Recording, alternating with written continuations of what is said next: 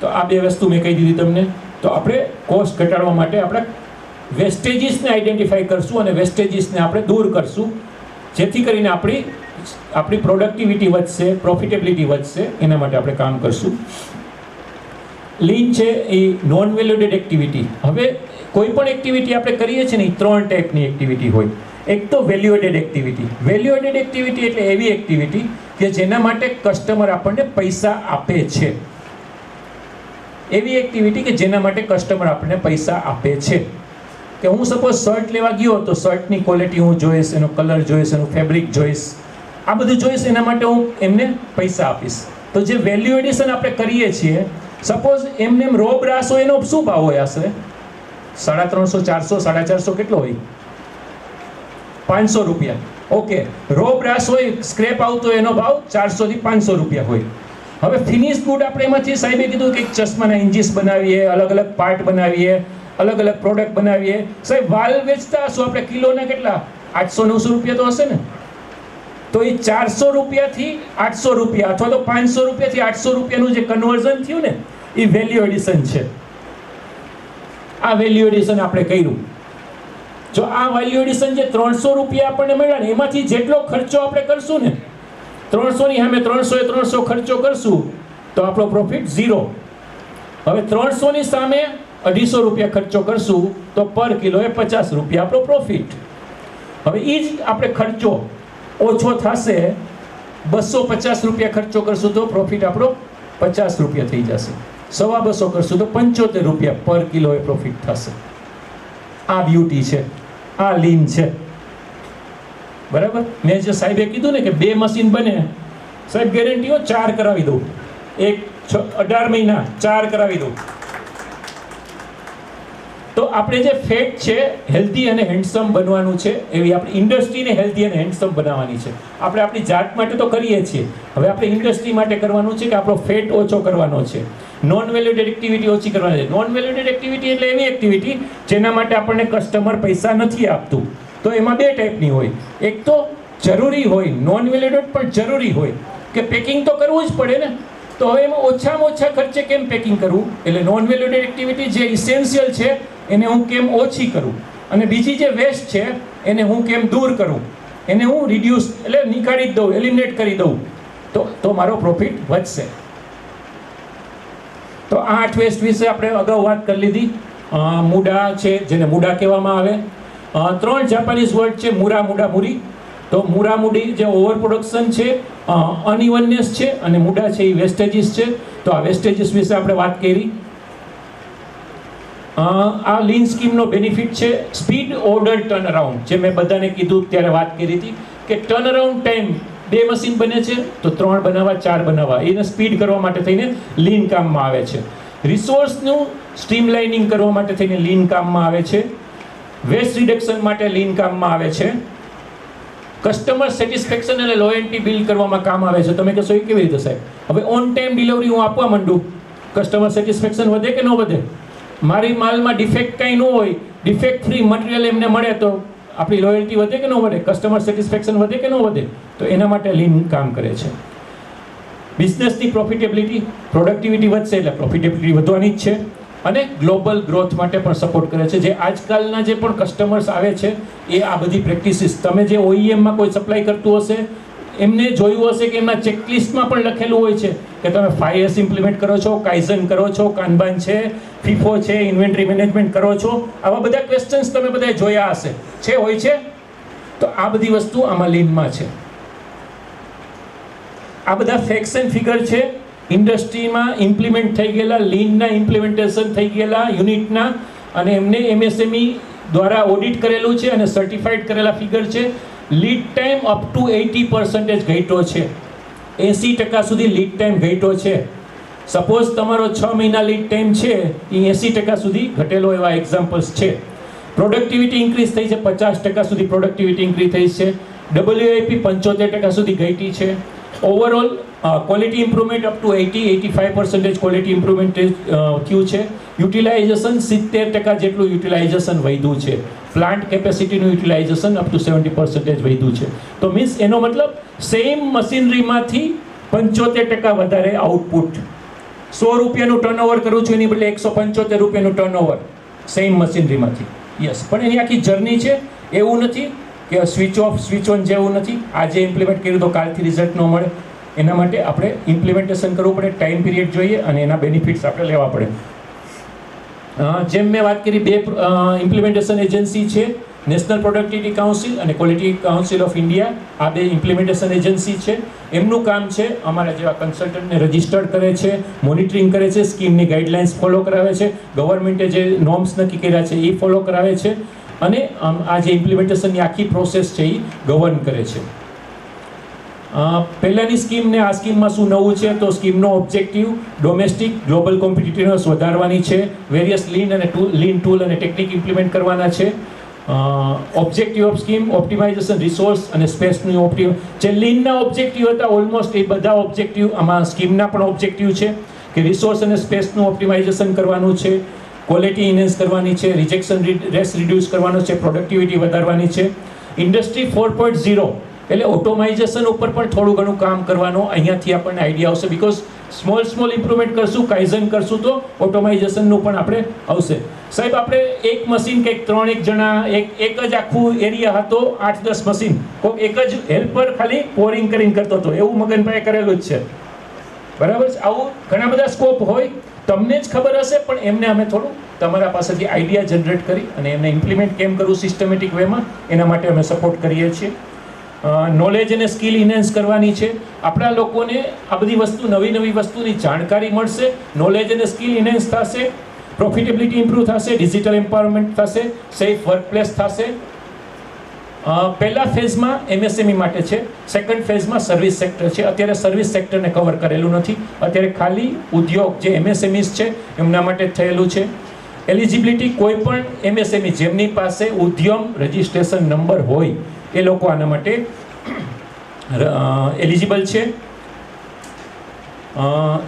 3 level છે લીનના. આ વખતે જે ચેન્જ થયો 3 લેવલ છે. બેઝિક લેવલ 2 મહિનાનું છે, તમારે રજિસ્ટ્રેશન કરીને 2 મહિના સુધી સેલ્ફ વિડીયો જોવાના છે અને એના ઉપરથી આપણે લીન વિશે જાણકારી મેળવવાની છે.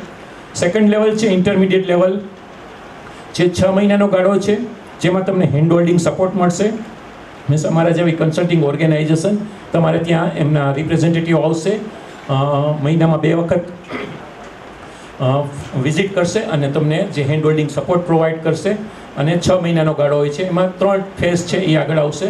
અને થર્ડ લેવલ છે લીન એડવાન્સ, જે 12 મહિનાનું છે અને દરેક ફેઝ પૂરું થશે ત્યારે તમને એક સર્ટિફિકેટ મળશે. બેઝિક તમે ખાલી વિડીયો જોઈ અને ફાઇનાન્શિયલ આસિસ્ટન્ટની વાત કરીએ તો 90% સબસિડી. મેં તમને જે 2000 રૂપિયા કીધા એ ગવર્મેન્ટ 20000 રૂપિયાનો ખર્ચો કરે છે, તમારે 2000 રૂપિયા આપવાના છે. અને મેં જે કીધું કે MSMEs ને એસોસિએશનને એડિશનલ 5000 રૂપિયા મળે છે. એક યુનિટ સક્સેસફુલ બધા એડવાન્સ સ્ટેજ સુધીનું ઇમ્પ્લિમેન્ટેશન કરશે તો એસોસિએશનને પણ 5000 રૂપિયા એડિશનલ મળશે. જે લોકો લીન કરે છે એને લીનનો benefit like unit successfully completing MSME complex scheme get benefit in terms of exemptions of parameter. હવે તમે લીન કરો છો તો Z ના પણ અમુક પેરામીટરમાં તમને મુક્તિ મળે છે. Z ગોલ્ડ તમારે કરવું હોય તો એમાં જે 18 નંબરનો પેરામીટર છે એમાં પણ તમને બેનિફિટ મળશે.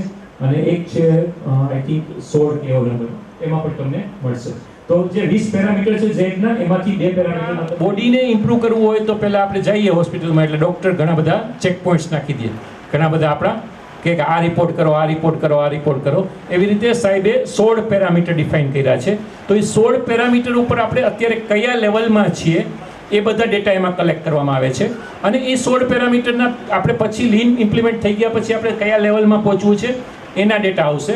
તો એ આપણે DSR ફેઝ થશે, પછી ઇમ્પ્લિમેન્ટેશન કરવાનું થશે. એ 2 ફેઝમાં ઇમ્પ્લિમેન્ટેશન છે અને પછી ઓડિટ આવશે અને હેન્ડ હોલ્ડિંગ સપોર્ટ મળશે કન્સલ્ટન્ટનો. આના માટે તમારે જે ગ્રુપ ઓફ એન્ટરપ્રેન્યોર જે આગળ આવશે.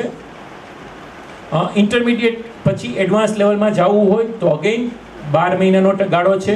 એમાં અગેઇન DSR તમે જે ઇમ્પ્રૂવ કરેલું ફેઝ હતું એના પછીના ફેઝમાંથી આપણે ક્યાં જવું છે એનું એક્શન પ્લાનિંગ બનાવવાનું. એ 2 મહિનાનો ગાળો, પછી 5 મહિનાના 2 ગાળામાં ઇમ્પ્લિમેન્ટેશન કરવાનો સપોર્ટ મળશે. તો આ 12 મહિનામાં તમને ઇમ્પ્લિમેન્ટેશન એટલે ટોટલ 6 + 12 18 મહિના સુધી તમને ઇમ્પ્લિમેન્ટેશનમાં સપોર્ટ મળશે.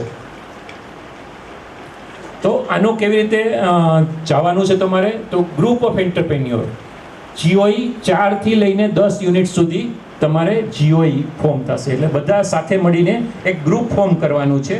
હવે ગ્રુપમાં તમને એમ લાગે કે મારા કોમ્પિટિટર નથી, કોમ્પિટિટર એવું કાંઈ જ નથી. દરેક યુનિટમાં પોતપોતાની રીતે જ ઇમ્પ્લિમેન્ટેશન થવાનું છે. તમારે એકબીજાને યુનિટ વિશે કોઈ પણ આમાં માહિતી કે એવું કાંઈ આવવાનું નથી. આ ગવર્મેન્ટની એક એરેન્જમેન્ટ છે કે બધા ભેગા મળીને કરે છે, તો એના માટે થઈને સપોર્ટ આપે છે. એટલા માટે થઈને આપણે GOE છે. બાકી દરેક લોકોને પોતાના યુનિટમાં જ ઇમ્પ્લિમેન્ટેશન થશે, પોતાના યુનિટમાં જ કન્સલ્ટન્ટ આવશે અને ત્યાં જ ઇમ્પ્લિમેન્ટેશન થશે.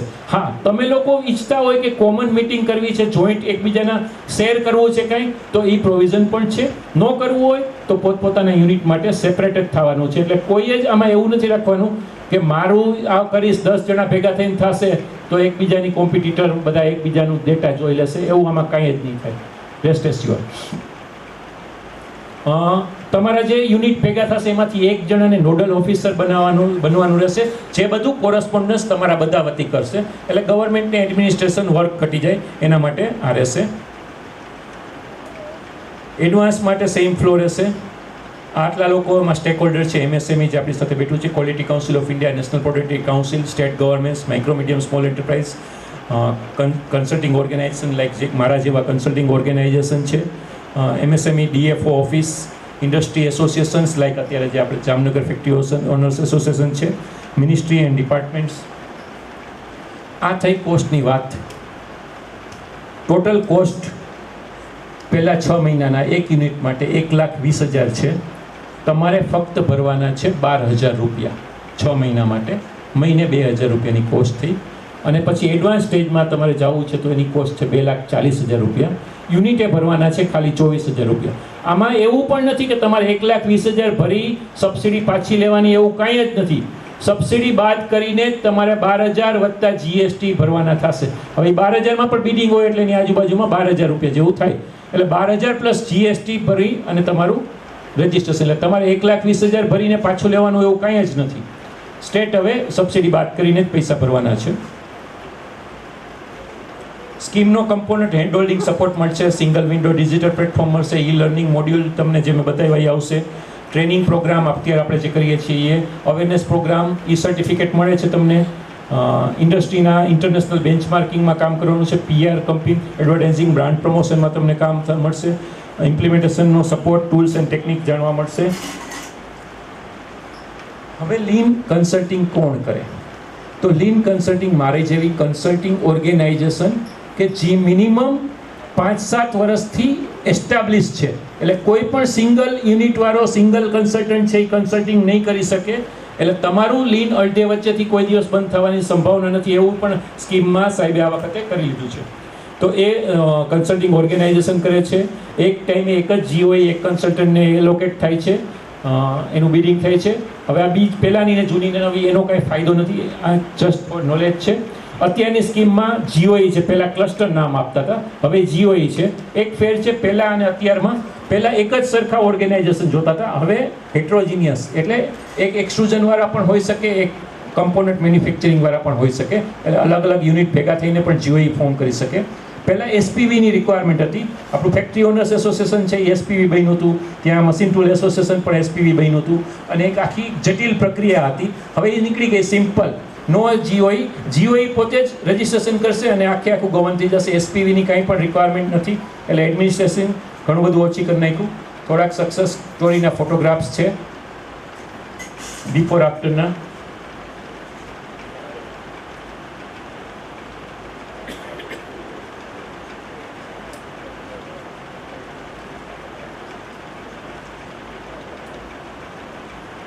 Five SOD score card, check sheet. Value stream map એના થ્રુ એક જે કોલ્હાપુરમાં એક કંપની હતી એમાં જે સેવિંગ થયું હતું અરાઉન્ડ 7 લાખનું, એનું એક કેસ સ્ટડી છે. આ કોર શોપની હતી, આપણે પણ એમાં કેટલા બધા ફાઉન્ડરીવાળા છે અહીંયા, એમને પણ લાગુ પડે. મટીરિયલ ફ્લો ચેન્જ કરવાથી બિફોર અને આફ્ટરનું એમનું પોતાનું યુનિટના પેરામીટર્સ, બેલેન્સ શીટ સર્ટિફાઈડ થયેલી. રજિસ્ટ્રેશન પ્રોસેસ આપણે જોઈ લીધી છે.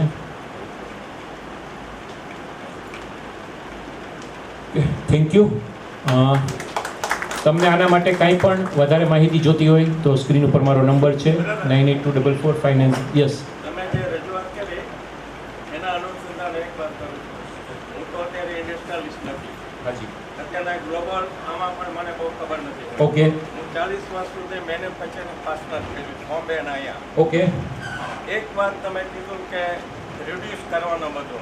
માનો કે તમારું રિજેક્શન પોઈન્ટ છે એ રિડ્યુસ કરવાનું, તમારી ક્વોલિટી સુધારવાનું, તમે ઇન ટાઈમ તમે પાર્ટીને માલ આપી દો તો તમને એ બેનિફિટ મળે. Yes. પણ what is about the payment? The government અને જે લોકોને અમે આ લોકો ડીલ કરે છે ઇન ટાઈમ પેમેન્ટ નથી આપતું, એ ફેક્ટર છે ને અમને બહુ નડે છે એવું મારું માનવું છે. એમાં જો આપ સમજતો તો મને મારી આ વાતને સ્વીકાર કરજો. ઓકે. ગવર્મેન્ટને હમણાં સ્કીમ બહાર પાડી કે તમને 100 દિવસમાં કે 90 દિવસમાં કે એટલા દિવસમાં કંઈ મળે. પણ એ સ્કીમ લાગુ કરવા જતાં આ ઇન્ડસ્ટ્રીયલિસ્ટો જે કરી રહ્યા છે એને એ સ્કીમમાં ફાયદો મળી શકે એમ નથી. કારણ કે ગવર્મેન્ટ કે જે મોનોપોલી કંપનીઓ છે મોટી છે એ લોકો પોતાને મનમાની જ કરવાની છે. મરી રહ્યો છો સ્મોલ સ્કેલ અને મિડલ ઇન્ડસ્ટ્રી, આ બધો કયો છો, બધી વાત સાચી છે. પણ આજે મિડલ અને સ્મોલ સ્કેલ ઇન્ડસ્ટ્રી ઓક્સિજન ઉપર છે, એમાં કોઈ ઇનકાર નહીં કરી શકે, કોઈ ઇનકાર નહીં કરી શકે. એટલે આ મારું છે. આના માટે આપ શું કહેવા માંગો છો? અને કોસ્ટ ઘટાડવી તો કોસ્ટ તમે કહો છો બધા આ ડેટા તમે આપ્યો, પણ કોસ્ટ માનો કે કેમ ઘટાડે? આજે લેબર છે, લેબર વધતું જાય છે, ઇલેક્ટ્રિસિટી વધતી જાય છે, બધું ગવર્મેન્ટના બીજા ખર્ચા વધતા જાય છે. તો એમાં કોસ્ટ કેમ કરવી? અને એ કરવા છતાં પછી અમારી પાસે શું રહે છે એ મેઇન પોઈન્ટ છે. એનું તમે વિશ્લેષણ આપો તો અમે આભાર માનશું. જય હિન્દ. ઓકે સાહેબ, જે સાહેબ कोटेचा जी, पहले तो थैंक यू, और सर को मैं खूब खूब बधाई दूंगा जो कम से कम उनका पेन सामने आया। सर, गवर्नमेंट की कोई मोनोपोली नहीं है। आपकी जानकारी के लिए बताऊं, अहमदाबाद से चल के हम आपके यहाँ आए हैं, आपको हम अहमदाबाद नहीं बुलाए हैं। और इसके पहले भी हम 1-2 बार आए, हम लास्ट जून में आए थे, आई थिंक जून में आए थे। और हर स्कीम, ये जो लीन के लिए आज जो हम यहाँ पे स्पेशली आप लोग को बुलाए हैं, ये कंसल्टेंट राजकोट से आए हैं, आपके जामनगर के नहीं हैं। इनको भी हम इसके लिए स्पेशली बुलाए हैं, आपको लीन करवाने के लिए नहीं, आपको खाली बीज बोने के लिए। जो आप समझें, जो लीन भी एक स्कीम है जिसके तहत बेनिफिट्स हो सकता है। दूसरा, आपकी जानकारी के लिए बताऊं, राजकोट आपके बगल में है। राजकोट आज पूरे गुजरात में सबसे आगे इंडस्ट्रियल हब है। क्यों सूरत में इंडस्ट्री नहीं है? अहमदाबाद में इंडस्ट्री नहीं है? जामनगर में इंडस्ट्री नहीं है? क्यों राजकोट आगे आ गया? और राजकोट वाले से आपको पूछना पड़ेगा, समझना पड़ेगा कि भाई क्या है तुम में, क्या खाना खाते हो जो हम नहीं खा पा रहे हैं, तुम यहाँ क्या करके रखे हो जो हम नहीं कर सकते हैं। हर इंडस्ट्री की कैपेबिलिटी उनके अंदर ही होती है। आपको केवल समझने की, जानने की, समय पे उसको इम्प्लीमेंट करने की ज़रूरत है। ये लीन इम्प्लीमेंट करने का हमारा ऑब्जेक्टिव केवल यही है कि आज जो कॉम्पिटिटिवनेस है, आज जो कोटेजा जी जो बोले, जो रेट, हर चीज़ का रेट बढ़ रहा है, रेट हम डिसाइड नहीं कर रहे हैं। पहले आज से 20-25 साल पहले हम जब कोई भी इंडस्ट्री लगाते थे तो उसकी मैन्युफैक्चरिंग कॉस्ट के ऊपर उसका सेलिंग प्राइस डिपेंड करता था। जो 100 रुपया हमारा खर्चा लगा, raw material, man power, utility, electricity सब जोड़ के तब हम 120 रुपया रेट फिक्स करके उसको मार्केट में बेचते थे। लेकिन एज ऑन डेट सिनेरियो बिल्कुल उल्टा है। वो सामान पहले से मार्केट में उतने रेट में बिक रहे हैं, अब उसको हमें कैसे बनाना है उसके ऊपर में फोकस करने पड़ते हैं। अब उसका फोकस कैसे करेंगे? तो तरह तरह की गवर्नमेंट योजना ला रही है, जो आप इस योजना से जुड़ाइए। ये जो 2000 रुपया जो गवर्नमेंट आपसे हम पर मंथ जो ले रहे हैं 6 महीने के लिए 12,000 रुपया, ये 12,000 रुपया मोदी जी के पास नहीं है, ऐसा तो नहीं है ना? वो तो वो 12,000 भी भर सकते हैं। बोलते भी नहीं है। नहीं, मैं एक एग्जाम्पल बोल रहा हूँ। वो गवर्नमेंट 100% भी दे सकता था ना पैसा, ये तो 10% केवल आपके इंटरेस्ट के लिए रखे हैं। जो अपना क्या है, थोड़ा सा भी अगर इन्वेस्ट रहेगा तो अपने को इतना इंटरेस्ट रहेगा कि कम से कम उतना पैसा तो सधा लें, इतना इम्प्लीमेंट करा लें। और इसमें जो 3 फेज की जो हमने बात किया, बेसिक, लर्नर और क्या था, बेसिक, इंटरमीडिएट और एडवांस की जो हमने बात किया, ये तीनों फेज कोई कंपलसरी नहीं है। आप पहले 2 महीना फ्री लर्निंग का आप देखिए, अगर आपको लग रहा है कि हाँ इसमें कुछ फ़ायदा है तो आगे आइए, नहीं तो कोई ज़रूरत नहीं है। बेसिक के बाद आपका लर्निंग में आइए। लर्निंग में 6 महीना का कोर्स है, आपको लगा कि 6 महीना में कोई फ़ायदा नहीं हो रहा है, ये झूठ मूठ का स्कीम है, तो आप वहाँ से भी विड्रॉ कर सकते हैं। लेकिन आपकी जानकारी के लिए बता दूँ, जो यहाँ पे लीन किए हुए हैं कंपनी, ये 2011 से जब से स्कीम आया है, जो यूनिट इसमें जुड़े हैं, जो गवर्नमेंट का बेनिफिट साल 1.5 साल 2 साल उन्होंने लिया, उसके बाद आज तक कंसल्टेंट रखे हुए हैं अपने खर्चे से, क्योंकि इसमें कंटिन्यूअल इम्प्रूवमेंट की पॉसिबिलिटी रहता है। दूसरा क्वेश्चन आपका था जो पैसे का, पैसे के लिए हमने लास्ट मीटिंग में भी आए थे, हमने चर्चा भी किया था। गवर्नमेंट ने 2 पोर्टल बनाए हैं, एक संबंध पोर्टल है, एक समाधान पोर्टल है। गवर्नमेंट क्या खरीदारी करती है, कितना करती है, वो सारी जानकारी हमारे पीपीटी में है। 1 मिनट में बतला ही देता हूँ। लगाइए मेरा पीपीटी, MSME पीपीटी लगाइए।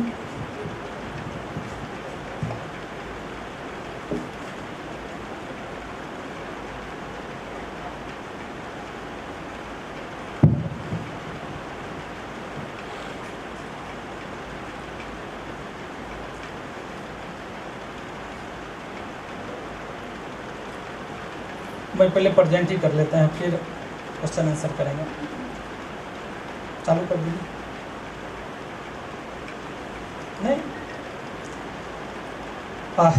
एक बार और आप लोग का हम स्वागत करेंगे। पिछले 1-1.5 घंटा से साइलेंटली सुन रहे हैं।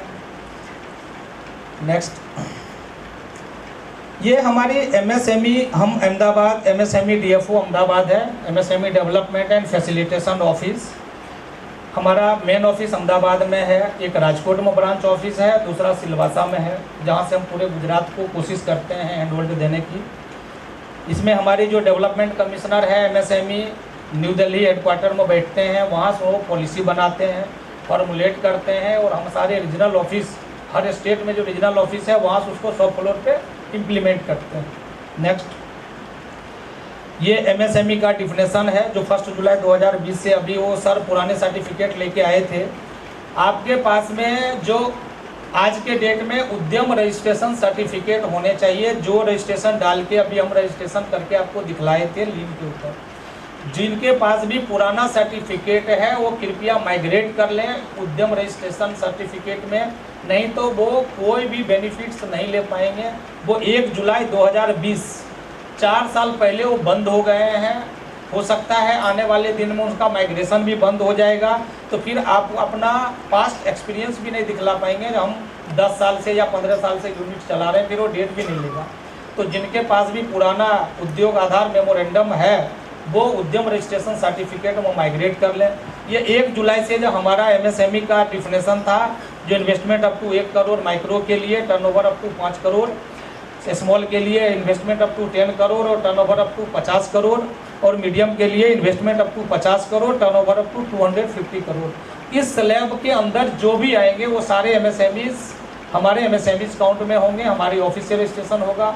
जो 250 करोड़ से बाहर टर्नओवर चले जाएंगे वो लार्ज इंडस्ट्री में आ जाएंगे। नेक्स्ट, उद्यम रजिस्ट्रेशन के लिए आपकी जानकारी के लिए बताऊं, गवर्नमेंट के कोई भी साइट लास्ट में या तो gov.in होगा या फिर nic.in होगा, इसके अलावा आप किसी साइट पे नहीं जाएंगे, क्योंकि बहुत सारे फेक साइट भी लोग बना के रखते हैं जिसमें आपको रजिस्ट्रेशन के लिए पैसे भी देने पड़ेंगे।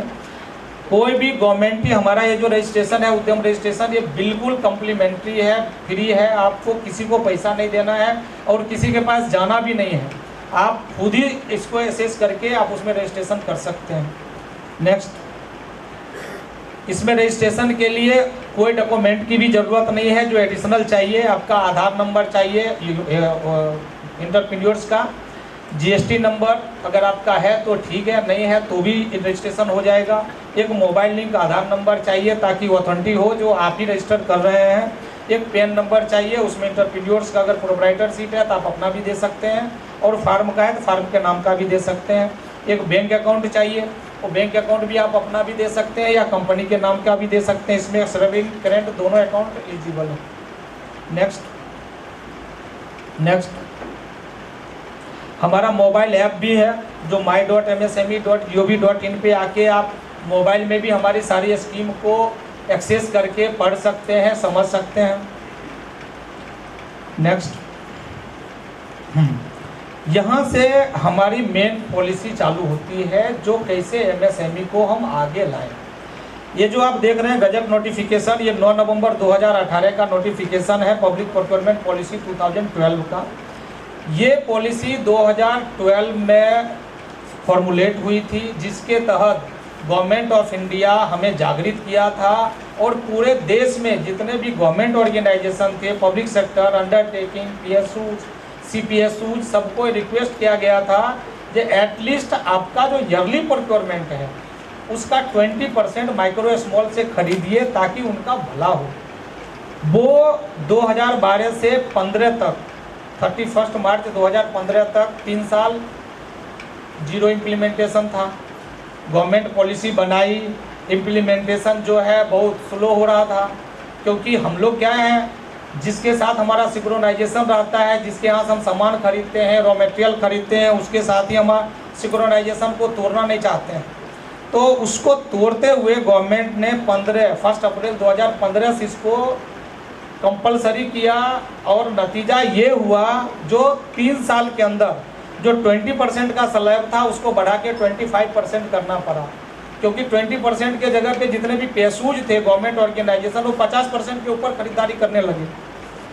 वो भी हम कुछ डेटा लाए हैं, वो भी आपको शेयर करेंगे। और उसको 25% बढ़ा के उसमें 3% वुमेन के लिए उसने रिजर्व किया। पहले जो 20% का स्लैब था उसमें 4% SC/ST के लिए रिजर्व था, रिमेनिंग 60% जो है वो जनरल कैटेगरी के लिए एलिजिबल था। 25 करने के बाद उसने 4% SC/ST के लिए एज इट इज रखे हैं, 3% वुमेन का कोटा उसमें इंट्रोड्यूस किए हैं और कोशिश कर रहे हैं हम लोग जो वो 3% खरीदारी भी हो। नेक्स्ट, ये जो हमारी पॉलिसी थी, इसमें जो आप C नंबर का जो पढ़ रहे हैं, in tender participating MSCs quoting price within the price band of L1 + 15% shall be allowed to supply 25% of total tender value by bringing down their price to L1। ये हमारी जो policies है public procurement policy, इसकी रीढ़ की हड्डी है ये। इसके तहत गवर्नमेंट क्या किया है, हम आप सब जानते हैं, कोई भी गवर्नमेंट ऑर्गेनाइजेशन जो सामान खरीदती है वो L1 प्राइस पे खरीदती है, जो लोएस्ट वन उसको सप्लाई दे। वो लोएस्ट वन हम बाद में खोलते हैं, उसके पहले टेक्निकल स्पेसिफिकेशन हम बिडिंग करते हैं, और जो टेक्निकली क्वालिफाई करता है उसके बाद जो हमें L1 सब प्राइस पे सप्लाई करेगा, उससे कोई भी गवर्नमेंट सामान खरीदती है। माइक्रो स्मॉल के प्रमोशन के लिए गवर्नमेंट उसमें L1 + 15% तक की स्लैब रखी है। कोई भी प्राइस का रेट 100 रुपीज़ है और आपने 115 रुपया भी रेट अगर कोट किया है तो भी आपका हम बिड रिजेक्ट नहीं करेंगे। हम मीन्स गवर्नमेंट ऑर्गेनाइजेशन, आपका बिड रिजेक्ट नहीं होगा अगर आप निगोशिएशन करके L1 प्राइस पे सप्लाई करने के लिए एग्री होते हैं, तो जो आपका 25% का रिजर्व है वो आपको टेंडर मिलेगा। ये तब होगा जब टेंडर स्प्लिटेबल है। अब जैसे लाखा भाई उनको 4 पेन खरीदना है 100 रुपया का, तो 3 पेन वो क्या है, रिलायंस से 3 पेन खरीद सकते हैं, लेकिन 1 पेन जो है अपने MSC से खरीदेंगे। ऐसा हमारी गाइडलाइन है। वो तब जब स्प्लिटेबल है, अगर स्प्लिटेबल नहीं है, अभी इनको 1 ही पेन खरीदना है, तब किससे खरीदेंगे, तो उस केस में इनको बाय डिफ़ॉल्ट हमारे माइक्रो स्मॉल से ही खरीदना पड़ेगा। ये हमारी इस गाइडलाइन में प्रोविज़न है। स्प्लिटेबल नहीं है तो entire order should be goes to micro small enterprises. इसके तहत आपको सबसे बड़ा बेनिफिट्स जो रहता है, आपको टेंडर फी नहीं भरना पड़ेगा, अर्नेस्ट मनी डिपॉजिट आपको नहीं करना पड़ेगा, PMD नहीं भरना पड़ेगा। तीसरा, अगर आप MSCs के सर्टिफिकेट देते हैं तो उसमें भी प्रेफरेंस मिलेगा। चौथा, अगर आप स्टार्टअप हैं, अगर आप स्टार्टअप इंडिया हैं, आपने स्टार्टअप सर्टिफिकेट लिए हुए हैं, तो आपका एक्सपीरियंस भी हम वेव कर देंगे, क्योंकि बहुत सारी आइटम ऐसे होती है जो एक्सपीरियंस होल्डर से खरीदना रहता है, उसमें भी हम स्टार्टअप के लिए प्रोविज़न रखे हैं। अगर आप स्टार्टअप है तो आपका एक्सपीरियंस का जो क्राइटेरिया है वो वेव कर दिया जाएगा। सबसे इम्पोर्टेंट बात आपकी जानकारी के लिए बताऊं, हम भारत सरकार से हैं हमारी जो भी पॉलिसी है वो सेंट्रल गवर्नमेंट डिपार्टमेंट के लिए अप्लीकेबल है। स्टेट गवर्नमेंट के लिए अभी ये मैंडेटरी नहीं हुआ है, इसके लिए आपको उधर से बेनिफिट मिल भी सकते हैं, नहीं भी मिल सकते हैं। लेकिन कोई सेंट्रल गवर्नमेंट की टेंडर है, कोई सेंट्रल गवर्नमेंट अगर आपको बेनिफिट देने के लिए किसी भी मोड़ पे रिग्रेट कर रहा है तो आप डायरेक्टली हमें लिख सकते हैं और हम आपके तरफ से उनको कंसीडर करवाएंगे, ऐसे वो रिजेक्ट नहीं कर सकता। नेक्स्ट, अभी जो सर का जो प्रोविज़न था, यहाँ पे हमारा पहले तो संबंध पोर्टल है संबंध.msme.gov.in, इस पे आके आप देख सकते हैं जो कितने गवर्नमेंट ऑर्गेनाइजेशन ऑन बोर्ड है, कितने MSCs ऑन बोर्ड है, साल में कितना टेंडर पब्लिश होते हैं, क्या क्या टेंडर पब्लिश होता है, क्या क्या सामान की खरीद, सारा जानकारी आपको इस पे मिलेगा। थोड़ा हम इसमें से कुछ डेटा भी लाए थे, थोड़ा नेक्स्ट करिए। ये जो लास्ट हम 23-24 जो फाइनेंशियल ईयर ख़त्म हुआ है उसका थोड़ा सा डेटा लाए थे, जो गवर्नमेंट ऑर्गेनाइजेशन का खरीदारी कितना रहता है। अगर आप मोटा मोटी देखें तो 2.5 लाख करोड़ का खरीदारी गवर्नमेंट ऑर्गेनाइजेशन लास्ट ईयर में किया है, जिसमें से 82,798 यानी 800 पकड़ सकते हैं, 82,800 करोड़ की खरीदारी गवर्नमेंट ऑर्गेनाइजेशन हमारे माइक्रो स्मॉल मीडियम से किया है, जिसमें 1660 करोड़ की खरीदारी SC/ST वन इंटरप्रीन्योर से किया है और 3285 करोड़ वुमेन से किया है। वुमेन का जो भी 1.3 पे हम पहुँचे हैं, इसमें बहुत लोग आगे आ रहे हैं जो पहले नहीं थे। जब उनको मालूम पड़ा जो हम वुमेन वन को भी एडिशनल बेनिफिट्स हैं तो लोग सामने आ रहे हैं, टेंडर में पार्टिसिपेट भी कर रहे हैं और उसका बेनिफिट्स भी ले रहे हैं। नेक्स्ट, ये हम थोड़ा सा डेटा लाए थे। ये जो अचीवमेंट है वो हमारा टाइपिकली मिस्टेक है, वो एनुअली है, एनुअल अचीवमेंट है।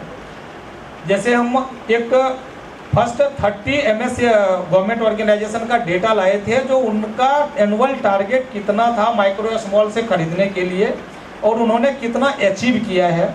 आप इसमें देखेंगे शायद ही कोई ऐसे मिलेंगे जिनका टारगेट था और वो अचीव नहीं हुए। 250 करोड़ का टारगेट था, 700 करोड़ का उन्होंने प्रोक्योरमेंट किया है। 10,000 का टारगेट था, 10,000 अचीव भी किया है। 5-5.5 करोड़ का टारगेट था, 7600 करोड़ का उन्होंने अचीव किया है। तो हमारी जितने भी गवर्नमेंट ऑर्गेनाइजेशन है आज यही कोशिश कर रही है जो जितना टारगेट है उससे हमें ज़्यादा जाना है। इवन दो 60-70% तक जो है प्रोक्योरमेंट बढ़े हैं गवर्नमेंट ऑर्गेनाइजेशन के। दूसरा जो यहाँ पे MSCs हैं, हमारी आज गवर्नमेंट ऑफ इंडिया की 2 मुहिम चल रही है, how to reduce import and increase Indianisation का। इसके ऊपर हम लोग काम कर रहे हैं।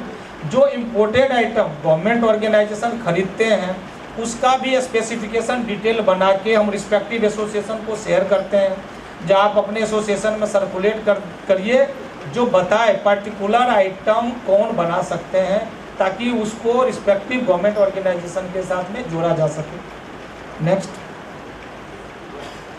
ये हमने टॉप 30 का कुछ डेटा लाया था। इसमें आप देखेंगे मैक्सिमम गवर्नमेंट ऑर्गेनाइजेशन जो है टारगेट को अचीव करने पे लगे हुए हैं। और इधर अगर आप परसेंटेज देखेंगे मोर देन 50% के बहुत सारे गवर्नमेंट ऑर्गेनाइजेशन हैं जिन्होंने प्रोक्योरमेंट किए हैं। 25% का टारगेट है, खरीदारी मोर देन 50% कर रहे हैं। नेक्स्ट, ये है समाधान पोर्टल। जैसे पहले संबंध हमें बनाना है गवर्नमेंट ऑर्गेनाइजेशन के साथ, लेकिन कल के रिलेशन बिगड़ जाए, जैसे अभी सर का क्वेश्चन था आज हमारा पैसा नहीं दे रहा है, तो उसके लिए भी सर पोर्टल बना हुआ है। इस पे आपको केस फाइल करनी है और ये विदिन 6 मंथ आपको आ जाएंगे। हम कोशिश करते हैं क्योंकि झगड़ा जो है लड़ाई से आज तक किसी का भला नहीं हुआ है, तो हमारी कोशिश रहता है कि पहले म्यूचुअली क्लोज हो जाए। जैसे जिनके यहाँ पे पैसे बाकी हैं तो हम उनको पहले अप्रोच करते हैं कि म्यूचुअली आप आइए, क्या ग्रीवेंस है। जनरली आपके जो पैसे फंसते हैं उसका 2-3 रीज़न होते हैं। पहला आपको हम जानकारी के लिए बताएं, गवर्नमेंट ऑर्गेनाइजेशन को यदि आपने कोई सामान सप्लाई किए हैं, वहाँ पे अगर आपके पैसे रिलीज़ नहीं हो रहे हैं तो इसके लिए आप खुद ही जिम्मेवार होंगे, क्योंकि गवर्नमेंट ऑर्गेनाइजेशन को जितना आपको पैसा लेने की जल्दी होती है उससे कम से कम 3 गुना हमें देने की जल्दी होती है, क्योंकि हमें फंड ही लिमिटेड पीरियड के लिए मिलते हैं। फंड 3 मंथ 4 मंथ के लिए मिलते हैं, जो विद इन मंथ इसको यूटिलाइज करके क्लोज कर देना है। अभी प्रॉब्लम क्या होता है, जैसे आपने सैंपल या हमारा जो टेंडर वैल्यू है या टेंडर स्पेसिफिकेशन है या जो टेक्निकल स्पेसिफिकेशन, कहीं पे भी अगर आपने कुछ डिविएशन किया तभी आपके प्रोडक्ट रिजेक्ट होंगे। टाइम फ्रेम आपने बोला 30 दिन में दे दूंगा, 30 दिन के बाद आप बोल रहे हैं कि नहीं अभी तो हमारा शादी का सीज़न आ गया, अभी तो हम दूसरे काम में फंसे हुए हैं, हम आपको 15 दिन के बाद देंगे। तो ये सब रीज़न की वजह से ही आपका पेमेंट डिले। फिर हमारा फंड जो है वो 1 महीना का दिया, उसने हमने पेमेंट नहीं किया तो हेडक्वार्टर जो है फंड रिटर्न ले लेगा। फिर आपका पेमेंट देने के लिए हमें दोबारा फंड मांगने के लिए जो प्रोसीजर होते हैं उसकी वजह से डिले होते हैं। ये तो गवर्नमेंट का है। बाकी आप किसी को भी सप्लाई किए हैं, प्राइवेट ऑर्गेनाइजेशन किसी को भी, तो आप इस पर ग्रीवेंस डाल सकते हैं। और डालने के लिए जो उद्यम रजिस्ट्रेशन हमने बोला, ये स्कीम की मॉनिटरिंग आपके स्टेट गवर्नमेंट के जो कमिश्नर हैं वो हमारा चेयरमैन है, जो हर मंथ लिस्टिंग करके बोर्डिंग करते हैं, उनको मैसेज देते हैं, ईमेल आएगा, लेटर भी आएगा, जब आप आइए म्यूचुअली पहले क्लोज करिए। अगर म्यूचुअली आपका ग्रीवेंस रिजॉल्व नहीं होता है फिर वो लीगल मैटर में आएगा। हमारे पास जो सबसे पहले ग्रीवेंस लेके आएंगे उनको मैक्सिमम से मैक्सिमम सपोर्ट हम करते हैं, कोशिश करते हैं। लेकिन इसमें आपकी जो जेन्युइनिटी है, जो टैक्स इनवॉइस है, जो टेक्निकल स्पेसिफिकेशन है, जो पीओ टेन्योर है, वो सब आपको प्रॉपर डॉक्यूमेंट सबमिट करना पड़ेगा, तब जाके आपका ये रिजॉल्व हो जाए। और कोई बड़ा नहीं है। अभी लास्ट ईयर की अगर हम बात करें, 3-4 हमने मोर देन 1-1 करोड़ के केस रिजॉल्व किए हैं लास्ट ईयर।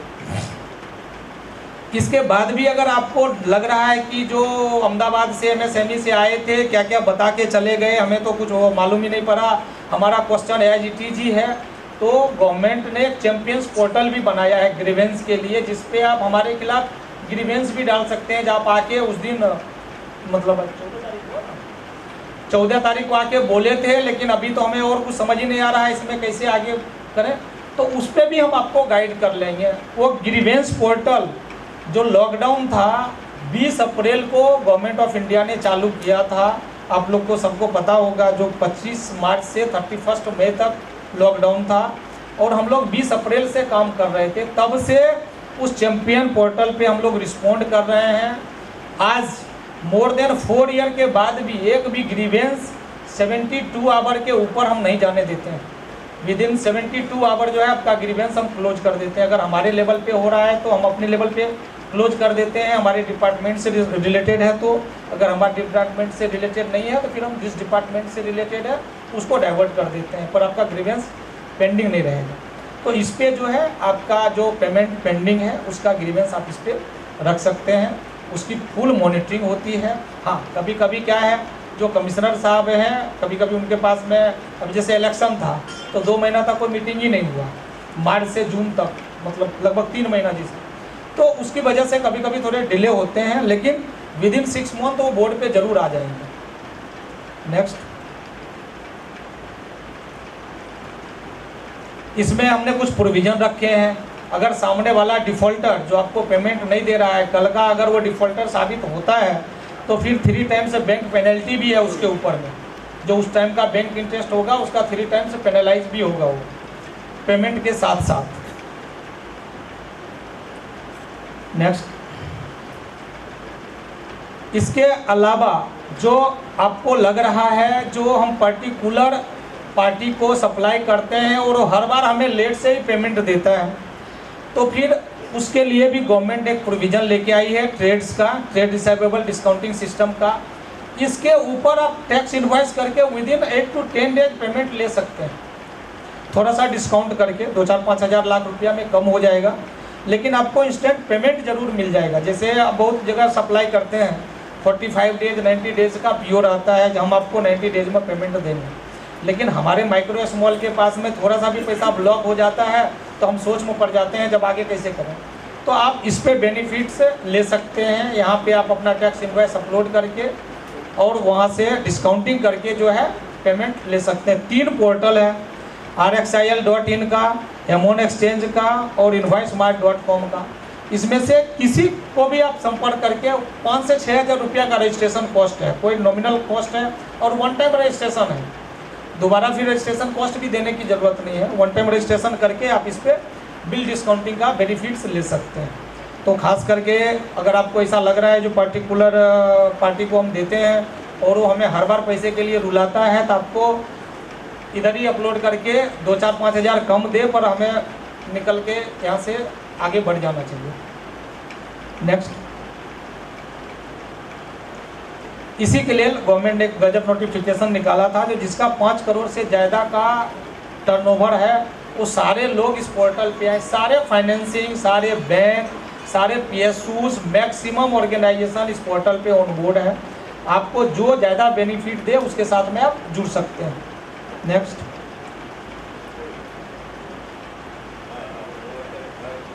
एक हमारी CGT MSE की स्कीम है, credit guarantee trust micro small के लिए विदाउट कोलेटरल हम 5 करोड़ तक का लोन आप ले सकते हैं। लेकिन आपको कंप्लीट डॉक्यूमेंटेशन करके बैंक में जाना है, नहीं तो बैंक वाले, हम बहुत शिकायत आती है सर बैंक वाले तो लोन ही नहीं देते हैं। आप बोलते हैं लोन देगा लेकिन वो देता नहीं है। आप सर सिंपल सा फंडा समझिए, जितने भी बैंक चल रहे हैं उसका रेवेन्यू का एकमात्र रिसोर्स होम लोन, कोई भी लोन है जिससे उसको रेवेन्यू आते हैं। दूसरा, उसके पास में कोई रिसोर्सेस नहीं है जो रेवेन्यू आए। तो उसके बाद भी अगर वो हमें लोन के लिए मना कर रहा है तो ज़रूर हम प्रॉपर नहीं उसको समझा पा रहे हैं या प्रॉपर डॉक्यूमेंट नहीं सबमिट कर पा रहे हैं। इसमें 2 करोड़ तक का प्रोविज़न था, अभी 5 करोड़ किया गया है। आए वाले दिन में हो सकता है 10 करोड़ तक का भी हो सकता है। हमारी MSMEs की जितनी भी पॉलिसीज़, लोन, जितने भी स्कीम्स हैं वो मैक्सिमम मैन्युफैक्चरर यूनिट के लिए हैं और लोन की जितनी भी स्कीम है वो हमारी मशीनरीज प्रोक्योरमेंट के लिए है। आपका इंफ्रास्ट्रक्चर बिल्डिंग इसमें इंक्लूडेड नहीं है, उसके लिए आपको किसी तरह का कोई लोन नहीं मिलेगा। नेक्स्ट,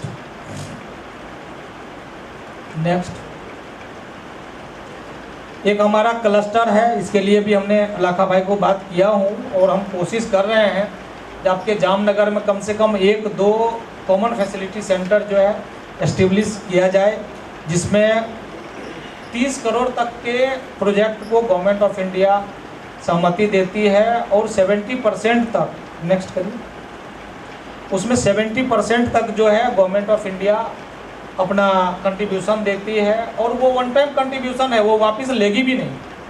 इसमें जैसे कॉमन फैसिलिटी सेंटर के लिए 5 करोड़ से 10 करोड़ तक का जो प्रोजेक्ट है उसमें 70% तक है स्टेट गवर्नमेंट का, 20%, 10% SPB का है। अगर आपका प्रोजेक्ट कॉस्ट 10 करोड़ से 30 करोड़ तक का है तो गवर्नमेंट ऑफ इंडिया 60% कंट्रीब्यूशन देती है और 20% स्टेट गवर्नमेंट, 20% SPB। अगर आपके CFC में मोर देन 50% माइक्रो या वुमेन इंटरप्रेन्योर्स हैं या SC/ST इंटरप्रेन्योर्स हैं तो ये जो 60% का कंट्रीब्यूशन है वो 70% तक भी करती है गवर्नमेंट ऑफ इंडिया और वहाँ SPB का कंट्रीब्यूशन जो है 10% तक हो जाता है। नेक्स्ट,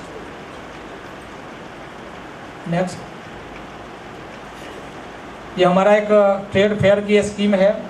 ये जो एग्जीबिशन जो अभी जामनगर में आपके यहाँ पे हो रहा है वो ऑलरेडी हमारी मिनिस्ट्री से अप्रूव्ड भी है और उसके तहत जो है जामनगर हमारा अदर सिटी में आता है तो 80,000 तक के 60 एप्लीकेशन जो है वो सब्सिडी के पात्र हैं।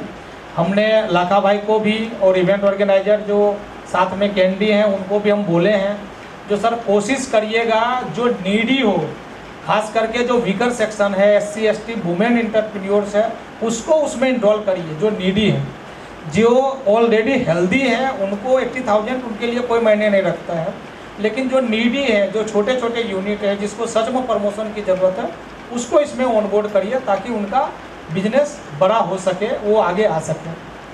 इसके तहत लास्ट ईयर अगर हम 23-24 की बात करें तो लगभग 9 करोड़ रुपया हम केवल गुजरात के 1050 MSMEs को सब्सिडी दिए हैं। हर साल मोर देन 1000 MSMEs को गवर्नमेंट ऑफ इंडिया सब्सिडी दे रही है। तो ऐसा नहीं है आपको, हाँ थोड़ा डिले हो सकता है, कभी कभी क्या है इलेक्शन है, फंड थोड़े लेट से आए, कभी कभी डिले हो सकते हैं, लेकिन लोग क्या है इतना मतलब पेशेंस खो देते हैं, सर हमें तो लास्ट टाइम मिला ही नहीं था तो इस बार हम पार्टिसिपेट ही नहीं करेंगे। हमारा ऑब्जेक्टिव वो नहीं है जो आप एग्जीबिशन में पार्टिसिपेट सब्सिडी लेके करिए। हमारा ऑब्जेक्टिव वो है जब आप एग्जीबिशन में जब पार्टिसिपेट करेंगे तो सब्सिडी से ज़्यादा बेनिफिट लेके आएंगे। हमारा ऑब्जेक्टिव वो है, क्योंकि जब तक आप मार्केट में आएंगे नहीं, जब तक मार्केट को समझेंगे नहीं, नए नए टेक्नोलॉजी आप एडॉप्ट नहीं करेंगे, तब तक आप आगे नहीं आ सकते, तब तक आप कॉम्पिटिटिव भी नहीं हो पाएंगे। नेक्स्ट ये हमारा एक डिजाइन क्लिनिक की भी स्कीम है। अगर आप कुछ प्रोडक्ट में, पैकेजिंग में, कहीं पे भी आपको लग रहा है जो यहाँ पे हम इनोवेटिव कर सकते हैं, तो उसके लिए भी गवर्नमेंट 75% तक जो है आपको सपोर्ट करेगी। NIT के साथ मिलके, जिसके साथ भी आपको है, जैसे हमने 2 नेशनल इंस्टीट्यूट ऑफ डिज़ाइन है और IISc बेंगलोर है जो हमारा फील्ड ऑफिस है, जिसके थ्रू आप अपना डिज़ाइन को इम्प्रूव कर सकते हैं। आपके गुजरात के घनश्याम भाई दोरा जी आप लोग जानते होंगे, नोबल रिफ्रैक्टरी जो गोंडल में है, जानते हैं कोई? नाम सुने हैं नोबल रिफ्रैक्टरी? नाम भी नहीं सुने हैं। आपके गुजरात के एकमात्र वो ऐसा यूनिट है जो सबसे ज़्यादा नेशनल अवार्ड विनर है आपके गुजरात में, घनश्याम भाई का। दूसरा जो हम लीन की बात कर रहे हैं, जेड की बात कर रहे हैं, नेक्स्ट आइए, और नेक्स्ट, हाँ एक मिनट क्या कहिए। इसके अलावा हमारी गवर्नमेंट जो है, जैसे डोमेस्टिक पेटेंट लेने के लिए हम आपको मोटिवेट करते हैं। जब आपका कोई ऐसा एंटिक आइडियाज है या एंटिक कोई प्रोडक्ट है या कोई एंटिक टेक्नोलॉजी है तो उसको पेटेंट कराइए। उसमें 1 लाख तक का खर्चा है और 1 लाख हम आपको सब्सिडी भी दे देंगे। आप अगर लग रहा है कि हम नहीं करवा पा रहे, आप हमें बताइए, हम करवा देंगे। आपको ज़्यादा पैनिक होने की भी ज़रूरत नहीं है, केवल आपकी टेक्नोलॉजी पब्लिक डोमेन में नहीं होनी चाहिए। फॉरेन पेटेंट अगर आप लाना चाहते हैं तो उसमें भी 5 लाख तक की सब्सिडी है। ट्रेडमार्क जिसमें 10,000 का खर्चा और 10,000 की सब्सिडी है, और एक यूनिट कितना भी ट्रेडमार्क ले सकता है। ऐसा नहीं है कि आप एक ट्रेडमार्क ले लिए बस हो गई बात। आप वो भी नहीं ले पा रहे हैं तो आप हमें बताइए। आज 3 महीना में एक भी एप्लीकेशन तो मेरे पास आया नहीं। आप हमें बताइए कि हमें ट्रेडमार्क लेना है, हम आपको IPFC के साथ में कनेक्ट करा देंगे। जो डॉक्यूमेंटेशन है उनको दे दीजिए, वो आपको ट्रेडमार्क करा के दे देगा। और बिल जब आप सबमिट करेंगे हमारे ऑफिस को तो वापस 10,000 रुपये हम आपको लौटा भी देंगे। नेक्स्ट, ये जो आप देख रहे हैं जेड स्कीम, ये हमारी रीलॉन्च हुई है 17 अप्रैल 2022 को। माननीय प्राइम मिनिस्टर जी 2016 में ये स्कीम को लेके आए थे। 15 अगस्त 2016 को ये स्कीम लॉन्च हुई थी, जिसमें 5 पायदान का उन्होंने प्रोविज़न रखा था, ब्रॉन्ज, सिल्वर, गोल्ड, डायमंड और प्लेटिनम। 5 साल के बाद जब ये शॉप फ्लोर पे इम्प्लीमेंटेशन होना चालू हुआ तो इतना स्लो इम्प्लीमेंटेशन हो रहे हैं, यूनिट इतने धीरे से जग रहे हैं, जो गवर्नमेंट बोला नहीं ऐसे नहीं होगा काम, आप इसको रीलॉन्च करो और डायमंड प्लेटिनम बाद में बनाएंगे, पहले तो उनको गोल्ड तक लाओ। नेक्स्ट करिए और नेक्स्ट करिए। 3 पायदान किया गया है। रीलॉन्च जब 27 अप्रैल 2022 को किया गया, रीलॉन्च किया गया। आज गोल्ड में आपके पूरे गुजरात में 1500 MSMEs हैं जो हमारे रजिस्टर्ड हैं, जिसका लिस्ट हमारे पास है। उसमें से 100 मतलब 100 तो बहुत हो गया, 50 भी नहीं है जो गोल्ड अचीव किया। डायमंड पूरे गुजरात में 1 यूनिट है, डुक प्लास्टो पालनपुर प्रफुल भाई का, जो डायमंड तक पहुंचा है। प्लेटिनम की तो बात ही छूट गई। तो अभी हम कोशिश कर रहे हैं जो सारे को अपग्रेड करके हम गोल्ड तक लाएं, फिर उसको और आगे लेके जाएं। ये विज़न है। विज़न क्या है? आपको ऐसे लग रहा है जो क्यों करें? अभी जैसे कोटेजा जी बोल रहे थे जो लीन करिए, वो हम ही बुलाए हैं उनको, जो आप उनको बताइए। तो लीन भी एक स्कीम है जिसका फ़ायदा, लेकिन हम आपको बिल्कुल फोर्स नहीं करेंगे कि आप लीजिए ही। आपको पहले समझना पड़ेगा कि हम लें क्यों। कोई भी जो गवर्नमेंट इनिशिएटिव लेके आई है वो क्यों लेके आई है, क्यों कर रहे हैं, वो आपको अभी मालूम नहीं पड़ेगा। आपको 2-3 साल 4 साल के बाद मालूम पड़ेगा, जब आपको ब्रेक लगेगी। लीन सर्टिफाइड यूनिट नहीं है, एक्सपोर्ट नहीं कर सकता है। जेड सर्टिफाइड यूनिट को MSME में प्रेफरेंस नहीं देंगे। तब आपको लगेगा, जो तब वो बोल रहे थे हम फ्री में हो रहा था, तब जो है हो सकता है सब्सिडी भी विड्रॉल हो जाए। फिर आपको कंसल्टेंट हायर करके वो कराने पड़ेंगे, तब आप उसको सेटिस्फाई कर पाएंगे, बीट भी कर पाएंगे। इसके लिए हमारी कोशिश है, आज गवर्नमेंट अगर कुछ फ्री में दे रही है तो उसका भरपूर फ़ायदा उठाने का, क्योंकि कल हो सकता है राहुल गांधी प्रधानमंत्री बन जाए, वो उठा ले तो कल चेंज भी हो सकते हैं। तो ये जो हमारी जितनी भी स्कीम आई है, सारा स्कीम है एग्जिस्टिंग को कैसे हेल्दी बनाया जाए, इसके ऊपर हमारा मेन फोकस है और उसी के ऊपर हम काम भी कर रहे हैं। अगर आप हेल्दी नहीं होंगे तो आपको प्रेजेंट में कुछ मालूम नहीं पड़ेगा, लेकिन आने वाले दिन में कॉम्पिटिटिव इतना हो रहे हैं, जब आप कंपटीशन के मार्केट में आएंगे, कंपटीशन बीट नहीं कर पाएंगे, आपको टेंडर नहीं मिलेगा, तब आपको रियलाइज होगा कि जो हमें टेंडर क्यों नहीं मिला, क्योंकि वो रेट पे आप सप्लाई नहीं कर पा रहे हैं। कोई एक पर्टिकुलर रेट है जिस पे टेंडर L1 आ रहा है, आप वो रेट पे सामान ही नहीं बना पा रहे हैं, बेचेंगे कैसे? घर से लगा के तो अपन नहीं बिजनेस कर पाएंगे। नेक्स्ट, इसका कुछ ऑब्जेक्टिव था जेड के लिए, जो आप लोग देख पा रहे होंगे, जो किस तरह से जेड स्कीम का एक ही ऑब्जेक्टिव है, क्वालिटी जो हम बनाएं वो जीरो डिफेक्ट में हो, और जहाँ पे हम बना रहे हैं हमारा इंडस्ट्री एटमॉस्फेयर वो जीरो इफेक्ट कर हो, इको फ्रेंडली एटमॉस्फेयर हो, ताकि वहाँ पे किसी को डिस्टर्ब भी नहीं हो, एटमॉस्फेयर भी हेल्दी हो, और क्वालिटी की वजह से पूरी दुनिया में कहीं पे भी हम सामान भेज दें तो वहाँ से सामान हमारा वापस नहीं आना चाहिए। Encourage and enable MSC to manufacture of quality, ये हमारा मेन ऑब्जेक्टिव हमने लिया था, जिसके लिए ये स्कीम लाए हैं गवर्नमेंट ने। नेक्स्ट, इसमें भी जो हम खर्चे की बात कर रहे हैं, इसमें भी नॉमिनल खर्चा है। कोई भी स्कीम हमारा ऐसा नहीं है जिसमें ज़्यादा से ज़्यादा खर्चा है, और ये सब भी सब्सिडाइज रेट है। जैसे अभी पहला जो ब्रोंज लेवल है, सर्टिफिकेशन लेवल 10,000 है, कॉम्प्लीमेंट्री है, आपको पैसा भी नहीं देने हैं, रजिस्ट्रेशन बिल्कुल फ्री चल रहा है अभी। हो सकता है कल से बंद हो जाए, कुछ महीने के बाद बंद हो जाए, तो फिर आपको 10,000 पेड करना पड़ेगा। सिल्वर में आप अपग्रेड करते हैं तो 40,000 का खर्चा है।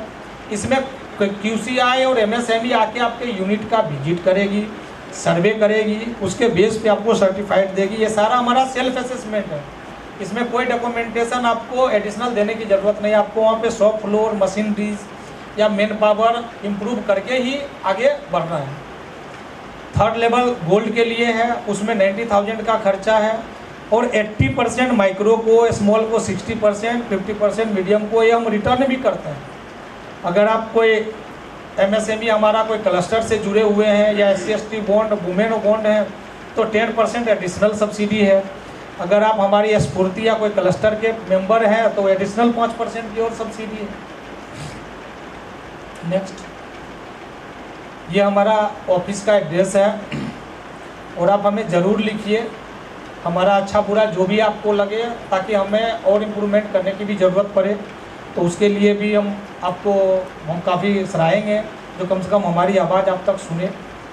इसके अलावा हमारी MSME गुजरात में 4 डिपार्टमेंट हैं जो MSMEs के लिए काम कर रही है, जिसका नोडल ऑफिस हम MSME DFO अहमदाबाद है। इसके अलावा हमारा KVIC है, khadi and village industries commission, जो छोटे तबके के जो माइक्रो लेवल से भी नीचे हैं उसको प्रमोट करके आगे लाने की कोशिश करते हैं। फिर NSIC है जो स्पेशल SC/ST के लिए काम करती है, तो उनको भी मैं बुलाया हूँ। जो SC/ST के लिए वो क्या एडिशनली करते हैं उसके ऊपर में भी थोड़ा सा चर्चा कर लेंगे, थोड़ा ऐसे ही लेट हो रहा है। और क्वाड बोर्ड है, जो खास करके क्वाड से जुड़े जो एक्टिविटीज़ हैं जिनका उसमें बिजनेस है, तो उसमें भी वो किस तरह से प्रमोट करती है, वो भी हमारी है।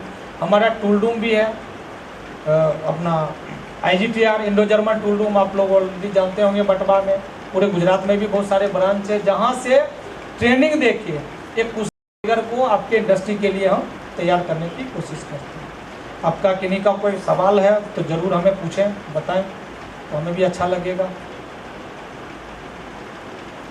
नहीं तो फिर मैं राजपूत जी को बुलाना चाहूँगा, जो थोड़ा सा SC/ST हब के बारे में थोड़ा सा चर्चा करेंगे। Please sir. Thank you very much. Umesh साहब ने बहुत ही डिटेल में, ब्रीफ में आपके साथ में सारी चीज़ें यहाँ पे शेयर की। आप मैं आपको थोड़ा सा इसमें जैसे सर ने समाधान, क्योंकि सबसे बड़ा पेमेंट का जो इशू है उसमें एक दो पॉइंट उसमें ऐड करूँगा कि जो डिलेड पेमेंट समाधान पोर्टल है उसमें 50 लाख तक के जो आपके केसेस हैं, जिनके 50 लाख तक के पेमेंट अटके हैं, उसका जो नोडल एजेंसी होती है वो आपका जिले की DIC ऑफिस होती है। 50 लाख तक के जो भी केस, जो भी आप एप्लीकेशन इसमें पुट करेंगे, वो आपके जो जिला उद्योग केंद्र है DIC ऑफिस, ये वहाँ पे जाता है। तो 50 लाख से ऊपर में अगर जो केस है वो जो गांधीनगर का उनका जो कमिश्नरेट है, जो चेयरमैन होते हैं उनकी उसमें जाता है। अराउंड 87,000 करोड़ के अभी तक डिलेड पेमेंट में जो केसेस हैं वो रजिस्टर्ड हुए हैं, मतलब 87,000 करोड़ के। और बड़े ही बताते हुए हर्ष है, क्योंकि इतना देख रहे हैं कि अहमदाबाद से यहाँ पे आके बता रहे हैं आप लोगों को अराउंड 37 से 40,000 करोड़ के सेटलमेंट भी हो चुके हैं। सभी जानते हैं कि पेमेंट का मसला है, किसी को उठा के आपने शिकायत की और सामने वाला उठा को पटक के जेल में कर दिया, इट इज़ नॉट पॉसिबल। ये पेमेंट से रिलेटेड हो सकता है आपकी शिकायत गलत हो या उन्होंने कर दिया हो, उसकी पूरी जांच होती है। 3 प्रोसेस में होता है। सबसे पहला म्यूचुअली, आप सभी जानते हैं। दूसरा उसके बाद में फिर वो पेपर पे आता है, क्योंकि कोई भी अपना पेपर या कागज़ बिगाड़ना नहीं चाहता। तो सबसे पहले प्रोसेस म्यूचुअली होती है, और ऐसा नहीं कि उनको सबको मौका मिलता। अब आपको हमने बुलाया, आपने